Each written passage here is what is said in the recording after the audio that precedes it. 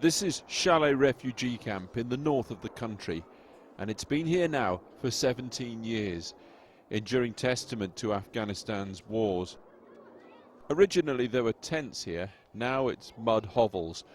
Chalet's taken on an air of permanence like the Palestinian camps of Lebanon, except the poverty and despair here is on an altogether different level.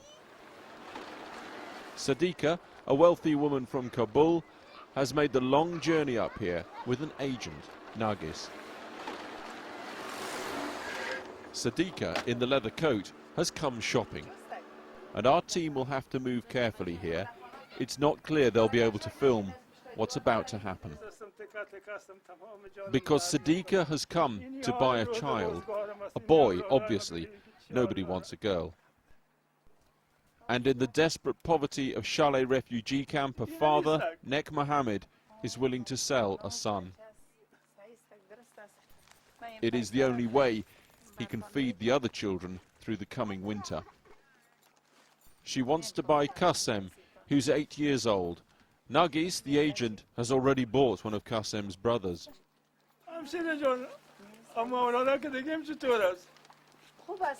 The father, Nek Mohammed, begs to know how that boy's doing in Kabul. He's fine, they say. And Sadiqa buys the other son, Qasem. Say your goodbyes now. It's time to go, she says.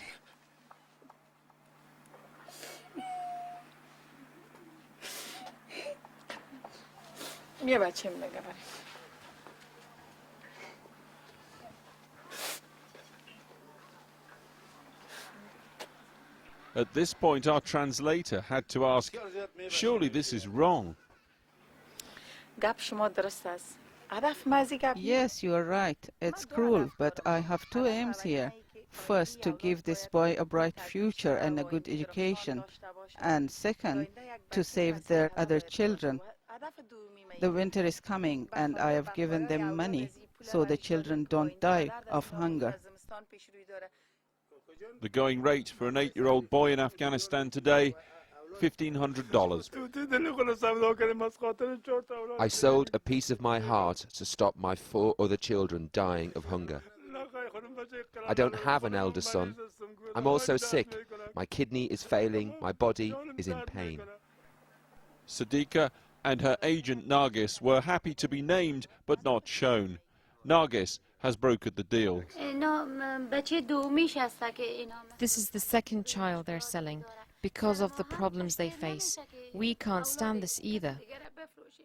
Here the question Afghans ask everywhere. What happened to all the aid the West poured into this country? 7 years of massive intervention and Afghans still live with their toilet and kitchen in the same space. As one farmer put it, trying to scrape a living in the drought-stricken fields. People are going to Iran and Pakistan or joining the Taliban because they're poor and don't have a future. You don't have far to go to find the Taliban. Just a few miles from the refugee camp, Mulla Meshe, Taliban commander and landowner, has a queue of people lining up with their problems. An MP's surgery, perhaps, Taliban style. Only he's not elected, of course, and you only get heard if your complaint's written down on new Taliban stationery. The Islamic Emirate of Afghanistan, it says. So here you have it, the much talked about parallel Talibanistan, gradually spreading across the country. And why? Because you can't get government officials to do anything without endless bakshish and corruption, they say. I'm serving my people in the name of God. Because the government is not helping, people are turning their backs on them. Everyone is coming to us. It's an honor to serve our people. People like Jalal, who is blind and has a dispute over some land. So he's come here because he trusts the Taliban to sort it more than the government. And there are many, many Afghans like Jalal. Even so, the Taliban here repay this public trust with public extortion. Just a few feet away, they're taking money for electricity. The Taliban can't control the supply, but they can cut you off if you don't pay up. They have a list. Lawlessness, though, isn't the sole preserve of the countryside. Our teams come south to Kabul, a city plagued by endless kidnappings. Even here in the capital, the government so feeble that abduction is big business.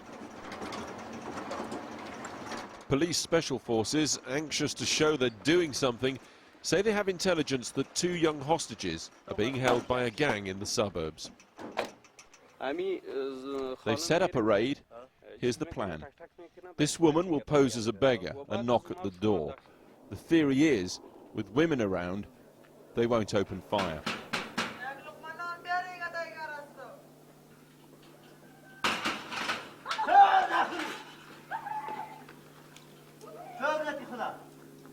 And on this occasion, it all seems to go like clockwork.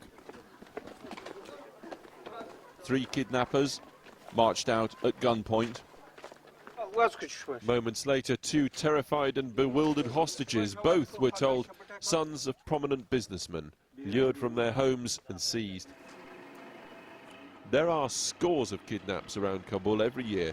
The police say these 2 had been held for almost 3 weeks. Homuna Sefe is never far from his Kalashnikov these days.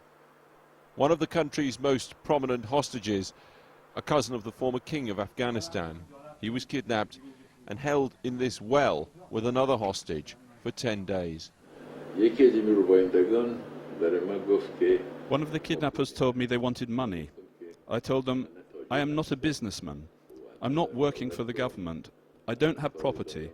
His answer was very brutal. He said, when we cut off your finger and send it to your family, we'll find your property and your money. Police in Kabul reckon at least 30 people are currently abducted. Setting up a meeting with kidnappers is obviously dangerous, unpredictable. It's almost unheard of for such people to talk openly, still less show off their operation.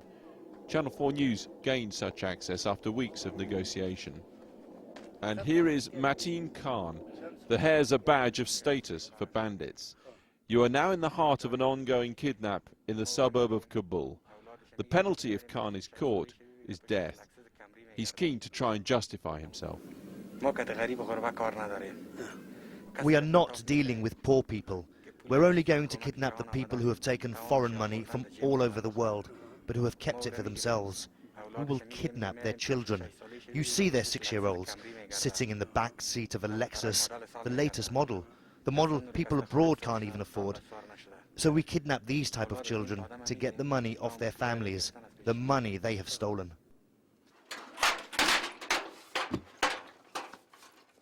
Moments later, he showed off an Afghan teenager held hostage right here in this suburb of Kabul.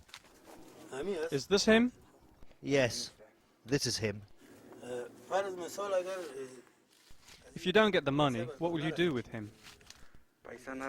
We'll sell him, or take his eyes out and bring him to the eye hospital and call his relatives, or we'll sell him to the Taliban.